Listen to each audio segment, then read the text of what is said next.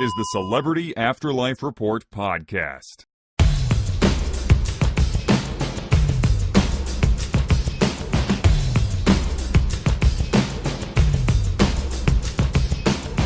Hello, dear friends. It is me, the Celebrity Medium, back once again with another roundup of gossip about all your favorite deceased celebs.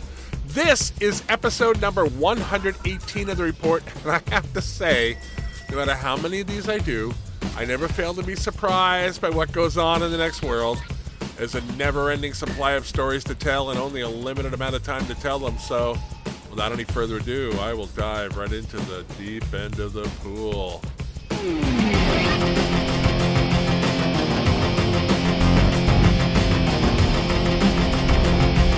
On last week's report, I told you that Fred Trump, father of the current Republican nominee for the American presidency, ordered one of my next world contacts to tell me to report that everyone in the afterlife is rooting for his son to win the upcoming election. Now, since we know that Fred had an encounter 2 weeks ago with a man who was definitely not supporting Donald, seems as if Fred shares his son's taste for hyperbole. The same contact who spoke to Trump Sr. last week sought him out a few days ago to see if he had anything else to say about his son's run for the White House. According to the source, Fred immediately started to badger him, asking if I had passed along his message to my audience. The source told him that I had reported objectively on the story, but apparently that wasn't good enough for Fred. He went into a tirade about how I am part of the media conspiracy against his son, and how, at least according to him, I am a shill for Hillary Clinton. The source carefully and patiently explained to him that I haven't taken a side in the election, but that didn't deter Fred Trump. He said that if I didn't report that, as he said previously, everyone in the afterlife wants his son to win, he will never again speak to that source or any other source of mine about any topic ever again. And with that, he terminated the interview and walked off alongside his very formidable bodyguard. Now, my source, who's been giving me information about celebrities in the afterlife since this show began, tells me he has never had an encounter like that before with anyone he has ever spoken to. So I guess the upshot of this is that in the future, any news about Fred Trump's activities will have to be reported without any input from Fred Trump himself. His loss, I guess.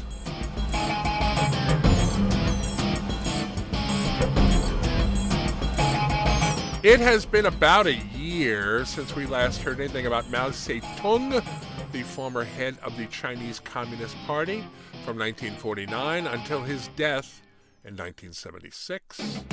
The great leader is a controversial historical figure, of course, revered by millions and derided by at least as many. In 1957, he started the Great Leap Forward, which was intended to change China from an agrarian economy to an industrial one. Chairman Mao was very resolute in his communist beliefs, so it wasn't terribly surprising when he said last year that he was very unhappy with the way China's current leaders were running the country.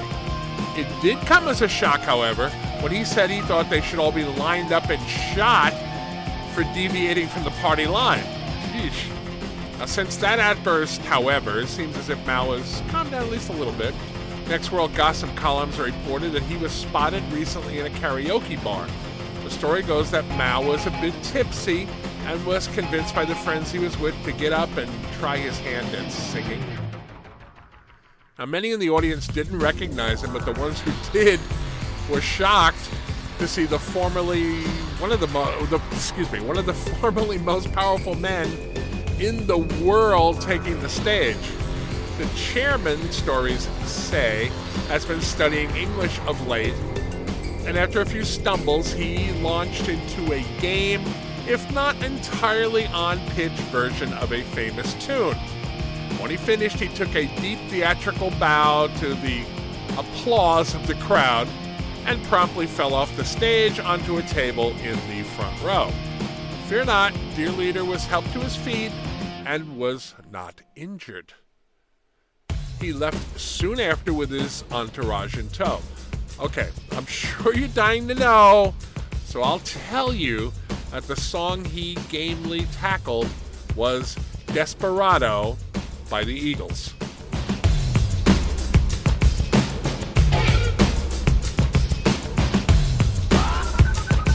As my regular listeners know, former First Lady Jackie Kennedy and actress Marilyn Monroe swapped appearances and personas sometime back. It's a really strange story.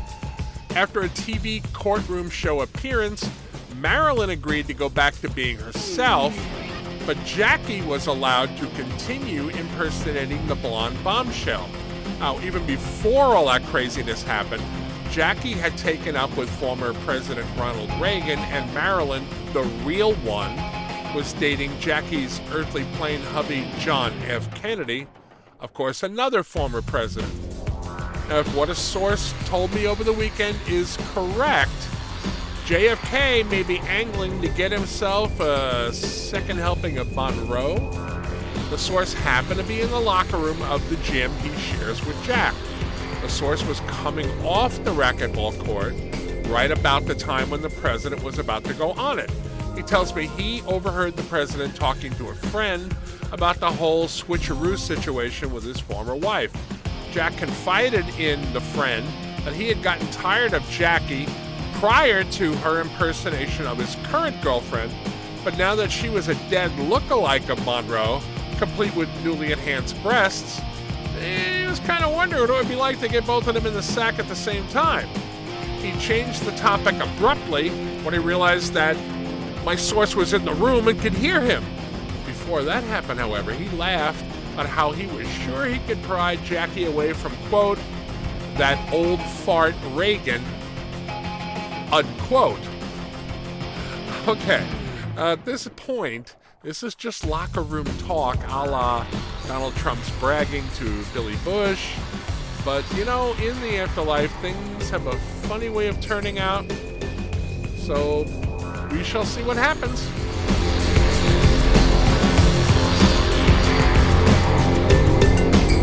Lastly, the newest fad in the next world is reenacted funerals. When someone transitions to the afterlife, they, of course, do not get to witness their own funeral. And many people there have said over the years that they wish they could have been a fly on the wall to see what their friends and family said about them. A new company is now offering a service where folks lie in a casket in a simulated funeral home while their next world friends and acquaintances attend a mock service. Anyone who wishes to can speak about them while the pretend dearly departed eavesdrops. As strange as this sounds, I'm told it's been catching on over the past few weeks, especially with younger people who treat it as a great joke.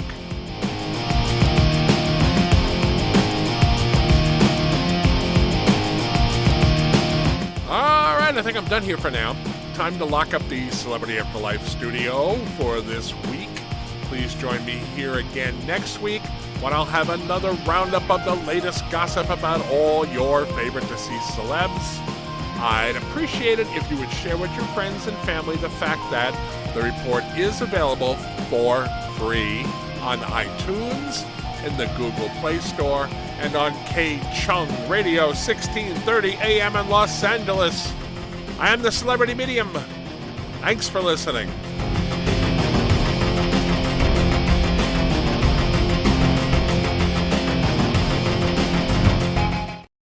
You've been listening to the Celebrity Afterlife Report podcast. To ask a question about your favorite deceased celebrity, call 818-3-MY-DREAM. 818-3-MY-DREAM.